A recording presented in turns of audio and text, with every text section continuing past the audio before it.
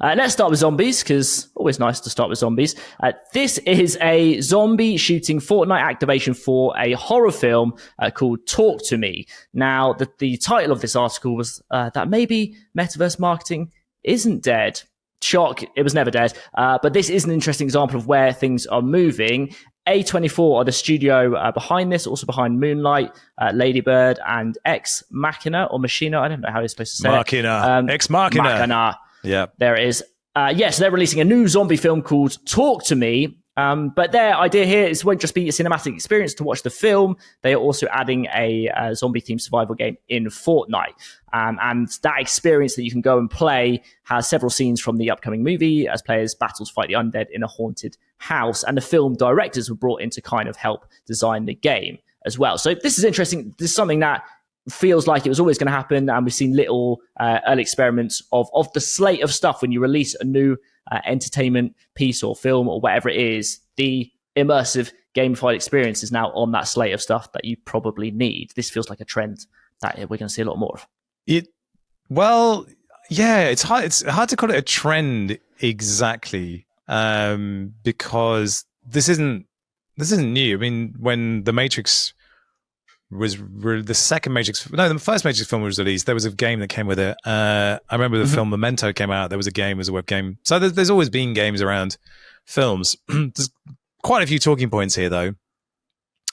We've got A24, which is a very well-respected indie film studio. It's probably the most respected indie film studio, the one that tends to win the most awards. It makes some really interesting films. And there's not a lot of companies making like really strong indie films at the moment because the film industry's basically kind of dead, or at least the middle class of films is kind of dead. So A24 is evolving and adding new things to their slate. That's kind of cool. The fact that it's in Fortnite, well, yeah, I mean, it makes a lot of sense. And what's interesting for a company like A24 is that not only can they create an immersive experience for fans of the film, they can get to road test a marketing strategy here. I mean, I guess if you're thinking, who's their target audience? It's young males, and young males play video games. Makes total sense. And the other thing about it is that like the game will recoup some of the costs of developing it. So like most marketing costs for film is just throw it in the bin. You know, it's very hard to market new films. So if you can recoup some of the costs through, you know, a fun game that supports the movie, well, that's kind of fun. I don't know how much money they'll make back from it, but you could see if it was a specifically good film or a big film like a Marvel film, you know, and they did this, they would recoup an enormous amount of the costs. They would actually make back some money just on the game itself. So it's really kind of interesting. Obviously, we're talking about transmedia here. We're talking about the ability to extend the life of your IP beyond the borders of simply the cinema or, you know, the mobile phone. It's extending the surface area of what you're doing. Back in March this year at GDC, Tim Sweeney said this: the future open metaverse will be about musicians and music labels and film and television studios who are using virtual production today to build world-class photorealistic content, being able to bring it and launch it playably in the metaverse, time together with their film and television experiences in an endless stream of awesome entertainment content that's open to everybody to participate in. This is what he was talking about. The thing is, though, the zombie film was not filmed in virtual production, so they had to build the assets and everything else from scratch. But you can see quite clearly that if you are building films or experiences using virtual production tools in Unreal Engine, the ability to port them into the game and then make them playable is pretty dope. I mean, I say it like it's easy. It's not easy because we're doing this ourselves. And like, you simply cannot take a high poly model that works really well for virtual production and has all that resolution and detail and drop it into Fortnite, because you will completely blitz your budget for, you know, the size of your level immediately. So you have to be extremely careful, and you have to optimize. And there's another degree to which you need to be very au fait with the OSD. So the USD, the Universal Scene Description format. Like, this is stuff that nobody tells you. It's not fully there yet. But what is that? What is so USD? Universal Scene Description is a format developed by Pixar to enable lots of people to use a common format for 3D development and 3D animation. And it's been picked up and used by more and more companies. as we're trying to move towards this open, interoperable standard for 3D formats. Now, if you use Blender, for instance, the .fbx file format is pretty portable. Not fully, but it's pretty good. And there are some 3D formats that do sort of generally work across different things. But having a fully interoperable ecosystem where 3D assets can move across and transfer across is great for everybody. What I think is very cool about this, though, is that you're starting to see the power of Fortnite Creative as a platform for an enormous number of different ways of using it. I'm seeing streamers build their first experiences. Big streamers like Cypher PK, he delivered Rocket Wars, and now he's delivering another one in a couple of months. 100 Thieves have just dropped their first game dev project. They did something called Bank Heist, and they're treating it like, a live services game. They're updating it a lot. So they're keeping some interest going and building a community around that. That's very cool. Then the Bungie co-founder, Alex Seropian, Bungie being behind games like Halo, for instance. Don't know if you've ever heard of that. Quite a big game. Oh, yes. They have put together a studio specifically for Fortnite to develop uniquely and specifically in Fortnite. That's nuts. That's absolutely It's interesting how their story we talk about all the time, but has developed, like, obviously everyone's sort of aware of Fortnite, and then there was creative mode, and then the UEFN stuff recently. It's becoming the next YouTube, but for game development. We talk about that a lot. Well, the thing is, it's about user-generated content. There is no metaverse without user-generated content. It's been one of the kind of big storylines and talking points in gaming for the last 10 years, the emergence of Roblox, obviously, and user-generated content that drove the adoption of that platform. Fortnite's obviously using the same playbook here. But what's so fascinating is, like, you don't have to explain very much to people to get them onboarded. You really don't have to explain anything. It's like, most people have heard of Fortnite. You kind of get in, but it's a gateway to all this kind of cool, fun content that you can play. And people who are regularly playing Fortnite, it's easy as pie for them to jump in and give this a try. So you don't have to explain anything. You don't have to go through a painful onboarding process to get them in. They can just go and play. And I've been having conversations with quite a prominent YouTuber and his team about something that we tried to build for them. They saw what we do and they saw the word metaverse. And they were like, because the metaverse is toxic as a word. It's changing slowly, but there's this sense that it's the Zuckerberg verse, that it's Web3, that it's a scam. But you don't have to explain anything if I say Fortnite. And I just said to them, listen, it's Fortnite. We built you something in Fortnite. That's it. It's so much easier that way. And obviously, we can slowly start to talk about the metaverse beyond that. But if you think about the ability to just spin something up and get it in front of people, 70 million monthly active users, it's massive. And Fortnite's not the only one doing this. There are more and more of these kind of platforms starting to spin up this games as a service model that seems to work really well. Yeah. But I love it. I think it's early days. There's all to play for. It's a blue ocean scenario. I think it's great.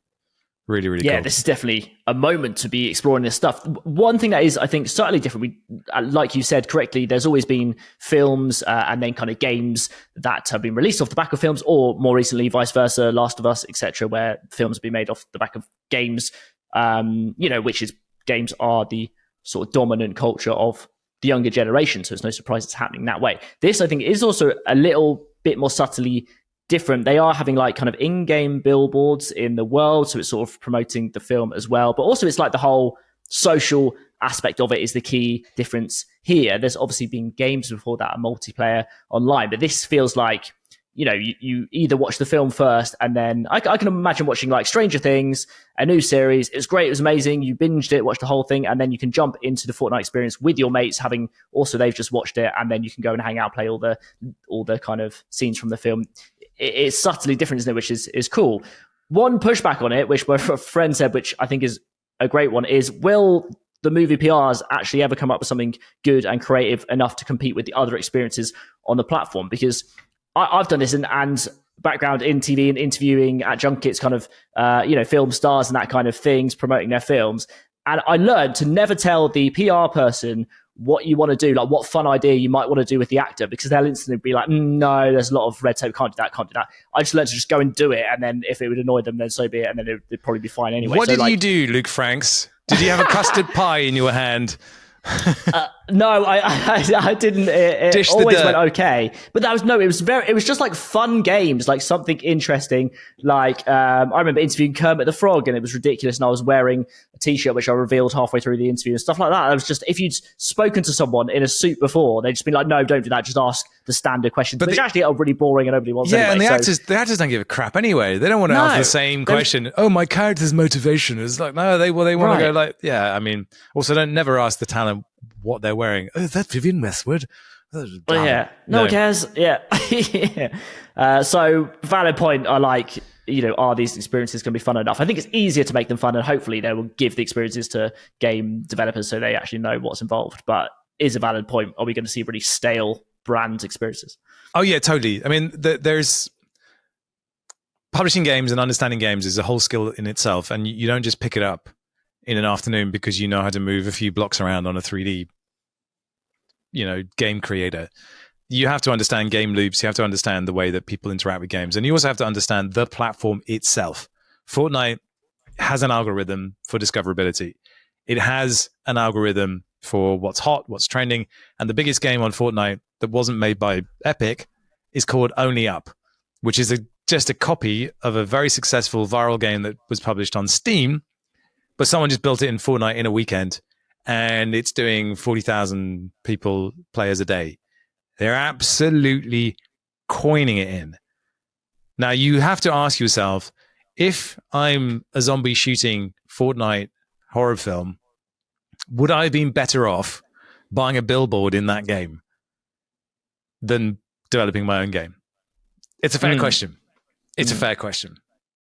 Yeah, it's good to see it. Like, I do think social media in general, as probably a lot of people agree or are beginning to, is getting really stale. Like we've seen the influencer thing.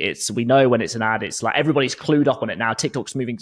It's the attention span is so tiny that, like you were saying before, there's no room for ads or anything. So we need something new and interesting, and that is fun first. So yeah, it's interesting. We'll see a lot more of it, no doubt. Okay, this next one then, Fable, who are an interesting studio, unveiled something this week that went pretty viral and got a lot of people talking. They called it this showrunner AI to create South Park-like TV shows with you as the star. So it's really interesting how this works. And we did a previous episode on AI-generated TV shows because they've been popping up for a while. But until this point, really, it's like a live stream that you can go and watch. So there's a SpongeBob one on YouTube, and the episodes are just generated, and the characters look real. They're a bit clunky, but they come up with these storylines, which are not suitable for work, but really got me laughing out loud, because watching characters that and know how they should behave do something really outrageous is really funny. This, though, is pretty cool. Fable basically did a demo where you could put yourself into your own, you could write your own episode or get AI to write it as you as one of the characters in South Park. So you have your own kind of custom South Park episode. They're doing some bigger stuff as well, Fable, it's all part of their goal to create this simulation world where AI characters actually live. You can go and interact with them, and they are living in their whole world. It's pretty interesting. It's quite a big step forward. Interesting timing for all of this as well, around all the strikes, the writers and actors strikes in Hollywood. It's like a demo of what is to come. And it's not just the dialogue, it fully animates, does all the voices, does all the editing. So it's a whole kind of showrunner for an episode of South Park. So yeah, what are your thoughts here? As someone who's worked in the film industry a lot, I imagine you've got interesting thoughts on this one. Yeah. Well, it's interesting. Fable is an interesting company. It's run by Edward Saatchi, who's the son of Morris Saatchi, as in Saatchi and Saatchi. It is that Saatchi? Yeah, it's that Saatchi. During the NFT craze a couple of years ago, I actually had a few conversations with the man himself about stuff. I had no idea this was on the cards, though. I had sort of lost track of it, but I didn't realize it was the same guy. But yes, it's Edward Saatchi. Yeah, he's an interesting dude, very interesting dude. So Yes, the AI showrunner. So this is just the timing on this is just the weirdest thing, because obviously we have the writer's strike and the actor's strike going on in Hollywood at the moment. And I think it's probably worth just taking a step back and looking at what a showrunner actually does in TV in the US, because it's slightly different to what it's like in the UK, for instance. But the showrunner is essentially the sort of chief executive of a startup called a TV show. And what they do is they have a group of writers. They will come up with the concept for the show. They'll also manage the way it's produced and run a writer's room and get episodes written and basically be the kind of lead voice in all of that. They are very important people. They're very busy and they get paid an awful lot of money if a show does well, goes into syndication. It's sort of the goal of all TV writers is to become their own showrunner, to run the show. And the idea of putting it all in the hands of an AI is nuts.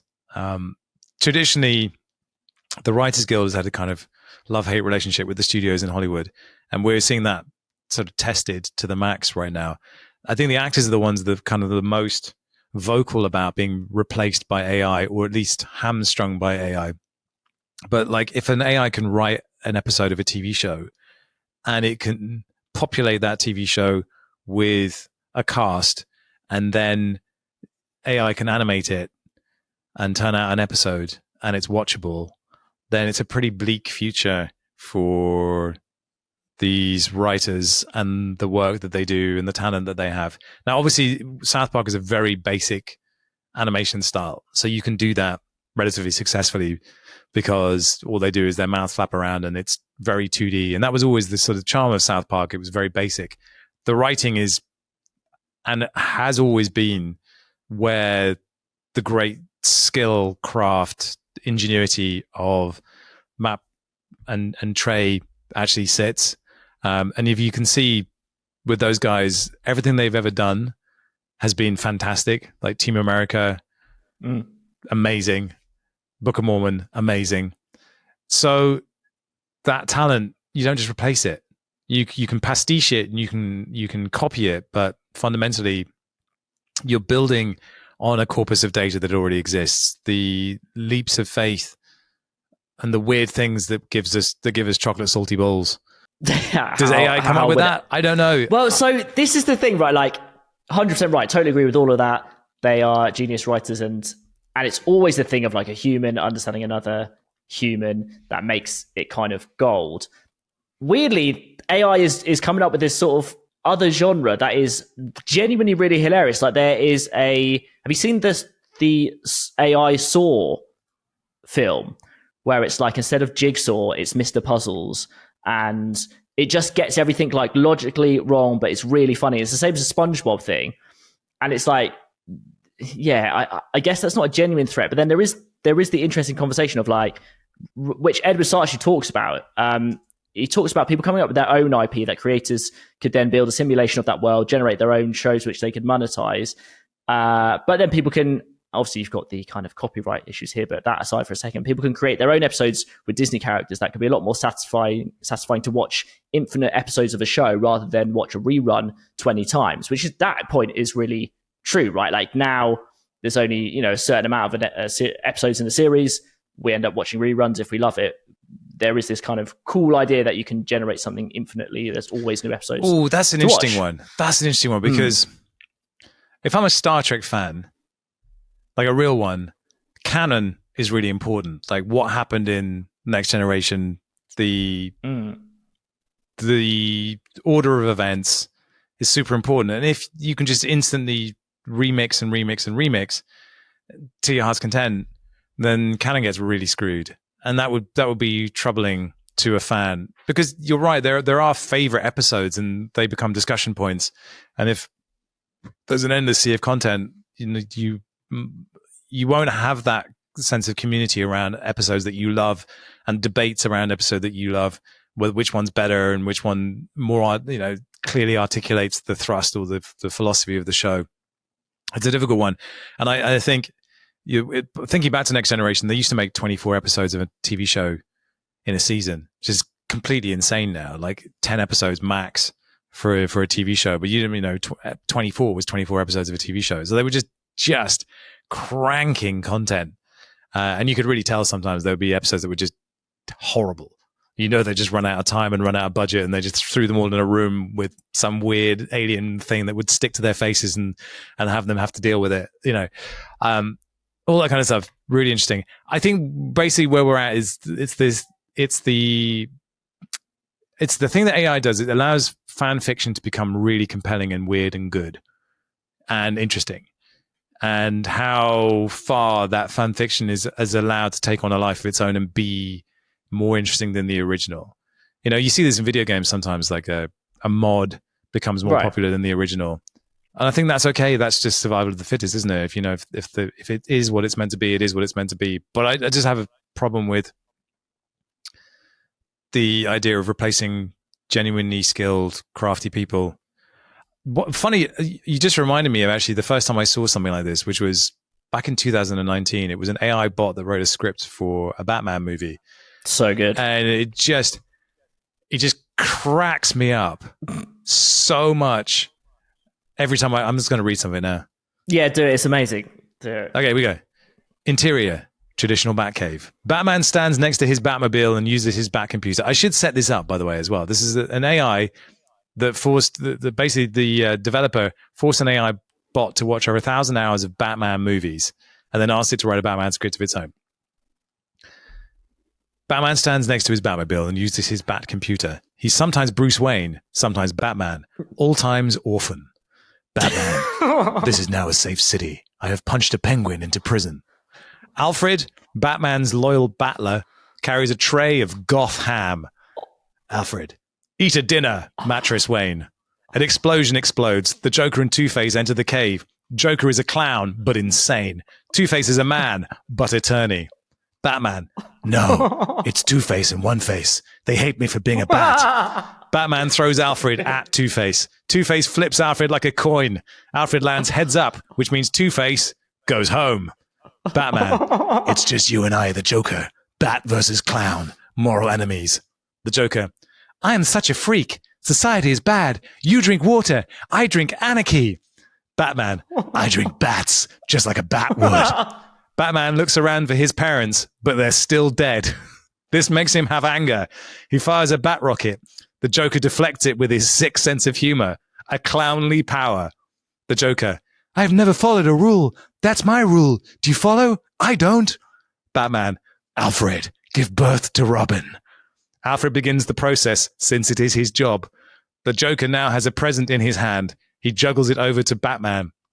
The Joker, Happy Bat Day, Birthman.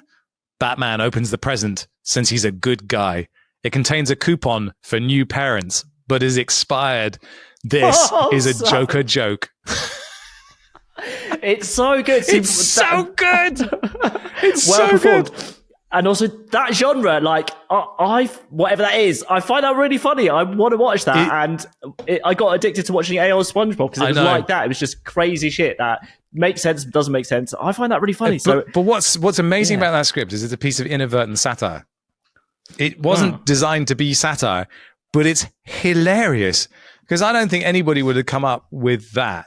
Like Batman opens the present, it's a coupon for new parents, but it's expired. That's genius. That is genius. Two-Face and One-Face. Yeah. It's great. It's so good. Yeah. So I guess maybe what would be cool if it happened is you have the official shows that are obviously written by humans, and then all of this stuff can live on. And we know it's not the original and it doesn't dilute the original, but it's funny. It's good. I want to watch that stuff. And where the attention goes. It's the serendipity of what just random collision of particles will give you.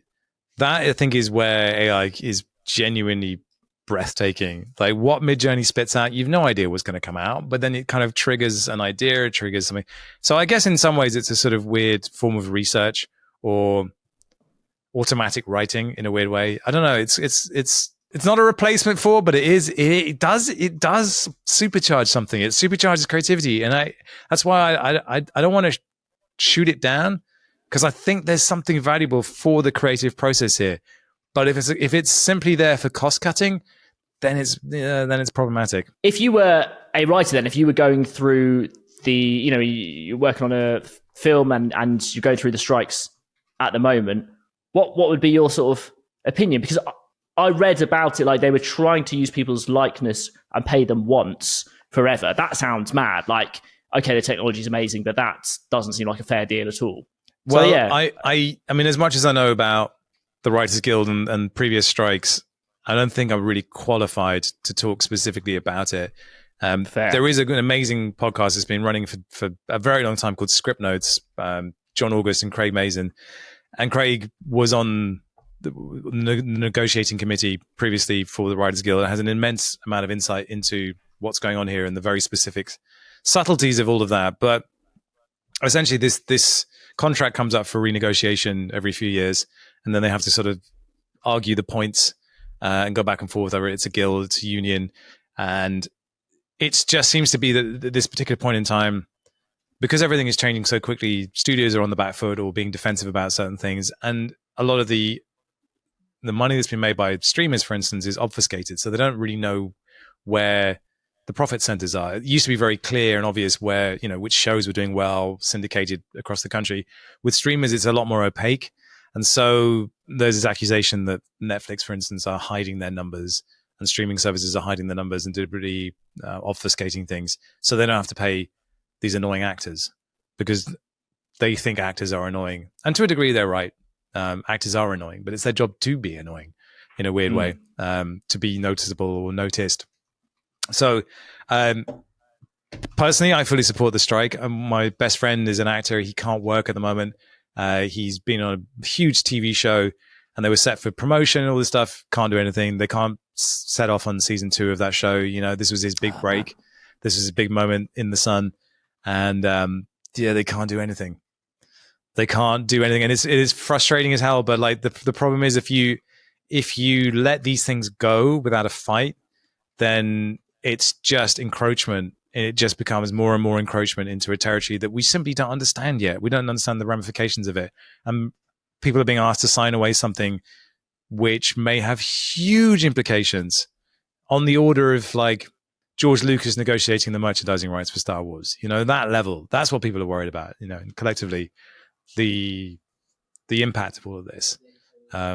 Because at the end of the day, like what we want to see is better content, better entertainment. And like we've been so kind of blessed or lucky with the quality of TV that we're able to watch nowadays. Like it's not all good, but like the top 10% of TV that we can watch is incredible, like really, really incredible. And we have access to shows from all over the world that are amazing as well. In this kind of deeply entitled world of ours, we're very lucky to have all of that. And it would be a shame if it got kind of killed because of the bottom line. But there's a financial reality to making shows and making TV, which I think is difficult for people to understand from the outside. Why does it cost so much to put a film crew on a set for the day? But as someone who's worked in TV, like it requires an enormous number of people to retain control over an environment in a TV setting. You just don't realize like everything from like the craft services table to like making sure cameras have batteries, all these kind of things, and lights and all these and organizing where a light gets plugged in. You don't see any of that. It's an expensive process, and you can shoot YouTube videos for cheaps, but you have no control. If you want control and you want things to be delivered on time, particularly when you're live, then you need people. People cost money, and there is a cost to that.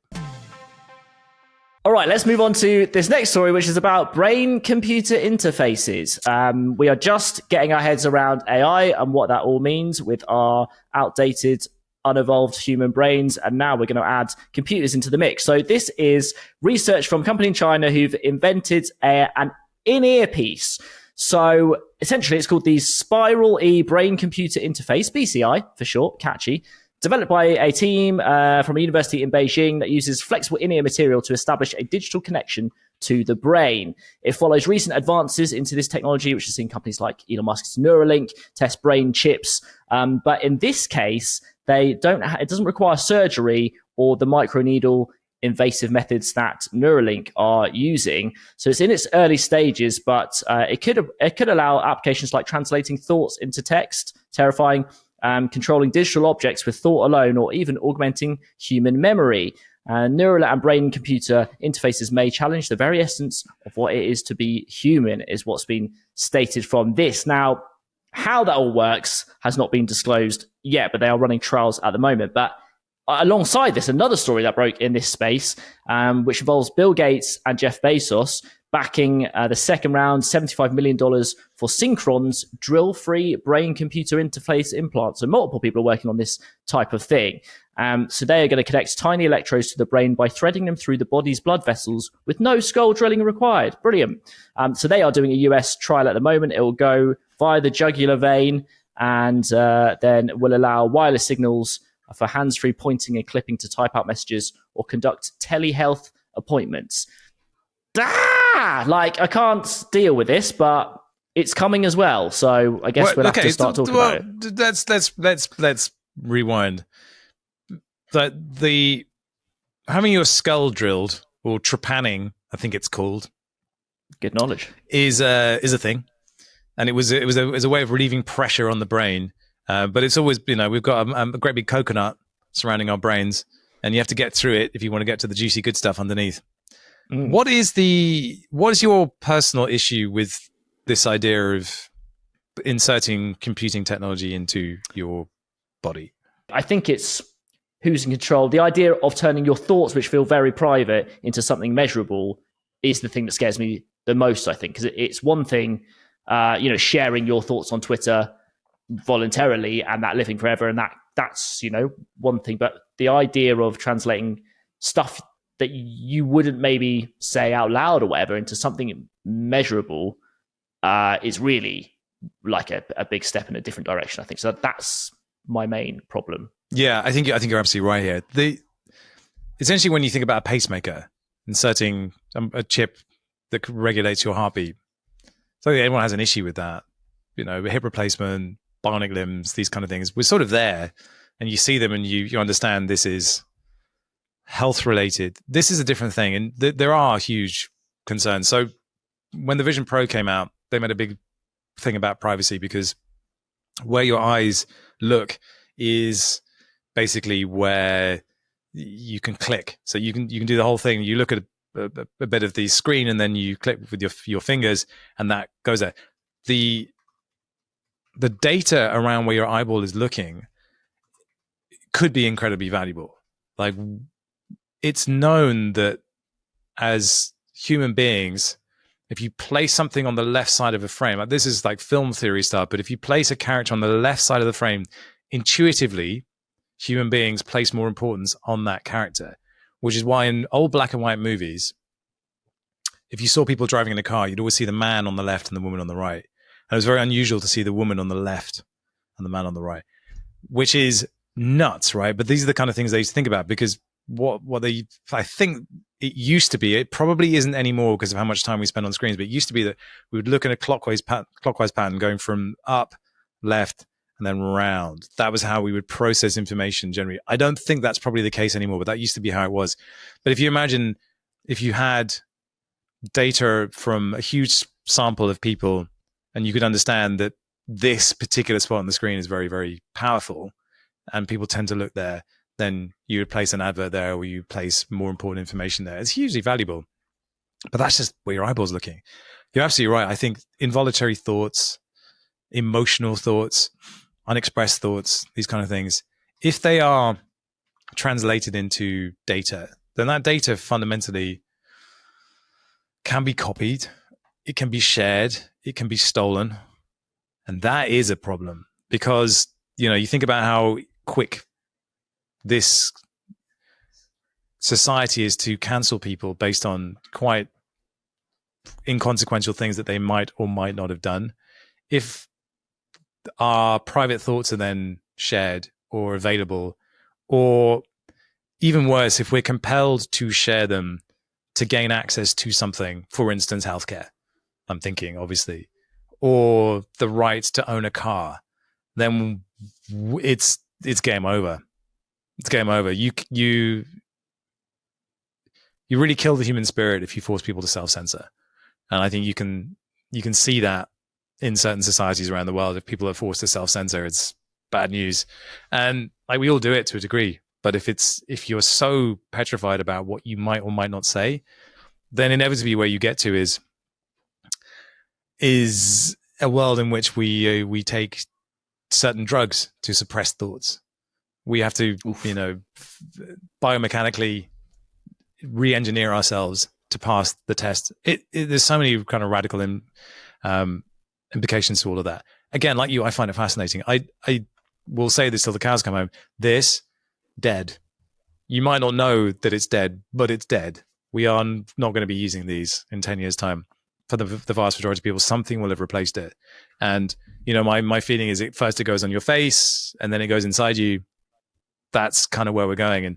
And you start to think about a new set of genders for people who are biomechanically enhanced or this kind of thing. It'll be he, she, they, and then android or whatever the term is, whatever the pronoun is.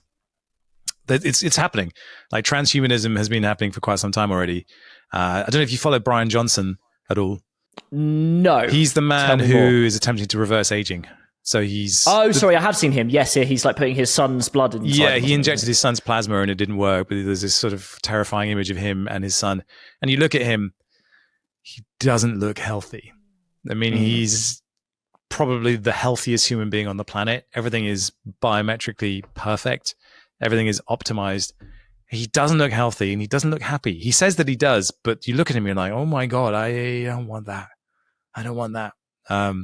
But it is interesting, there are people who are willing to put their body on the line for this.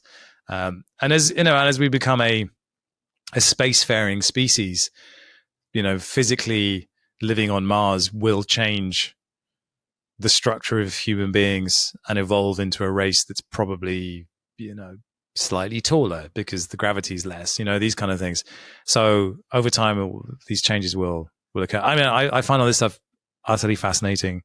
Less terrifying than you do, to be honest, but the implications are immense, of course. And the thing that you can almost be certain on is, much like the AI, revolution or whatever's happening now, is that despite any of the concerns, there will always be people who want the advantage first. So we'll run with it and try it.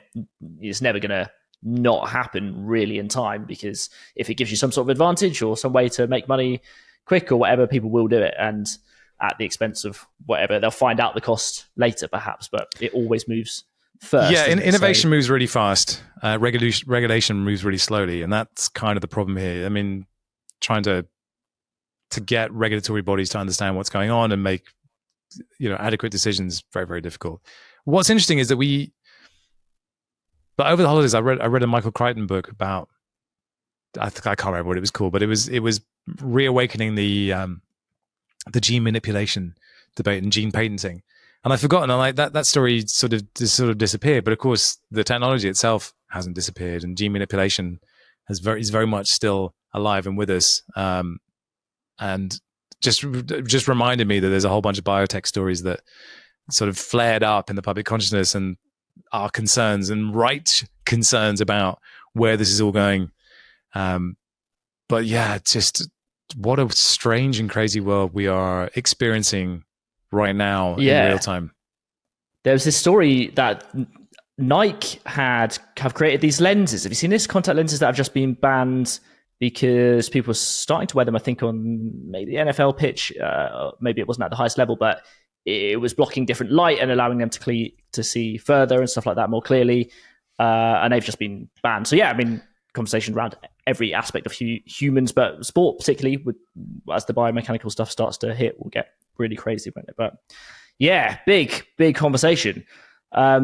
We are heading towards the end of the pod. What's happening at Based this week? What can people look forward to on the rest of the channel if they go and check out videos there? Well, we're in the middle of a transformation here. We spent the last 6 to 8 months figuring out how to do virtual production at the scale that I wanted, at the speed I wanted, and the studio is now finally available and ready. And basically, what we're going to do is we're going to kind of maneuver the company into two different verticals. One which is welcome to the metaverse, and more of a kind of friendly front face for discussion and exploration of the metaverse. And then the sort of main base thing itself is going to be moving more towards gaming related content, towards virtual production, UEFN, NVIDIA, that side of things, and really leaning into our ability to create content with virtual characters in virtual worlds, and having a ton of fun with that. So that's sort of the transition we're in at the moment, and figuring out what the next sort of 18 months looks like for us. Been really fun. The clarity we have now after all the craziness of AI is great. I think the AI thing is settling down to a degree. It's been really interesting seeing the Ripple story with Bitcoin. But for us, the main thing has just been like plotting a path forward and starting to think about a new raft of shows that we can put out specifically using crazy characters, virtual production in real time. So at the moment, we just, like I said before, we've been talking to a US based YouTuber about this Fortnite level we've made for him. And like, once that's out and about, that'll be our kind of second big film of the year. And I can't wait for people to see it because it's really cool. It's good. It's really cool. Really cool. It's really, really cool. Yeah. Yeah. It's one of those moments where it sort of, for me, I was like, yep, can see where this is all going. Yeah, right. I know. And I can't wait for people to see it because it's been so hard. It's been so hard getting the studio to where we want it. We could do a whole episode about how hard it is to do motion capture, performance capture at the way that we want to do it. And I still don't think people can really wrap their heads around what it is I've been trying to do, which is to take animation and make it fully real time with no animation and no rendering required, and it to be acceptable. We've finally got to that point, and yeah, it feels good. It gives us plenty to talk about as we move forward. Absolutely. Yeah. So we will keep it all going, keep covering everything on the podcast. So hit follow, hit subscribe to the channel. I think that's the pod. That is the pod. And what a weird pod it was. It was. Thoroughly enjoyed it. Peace. Peace.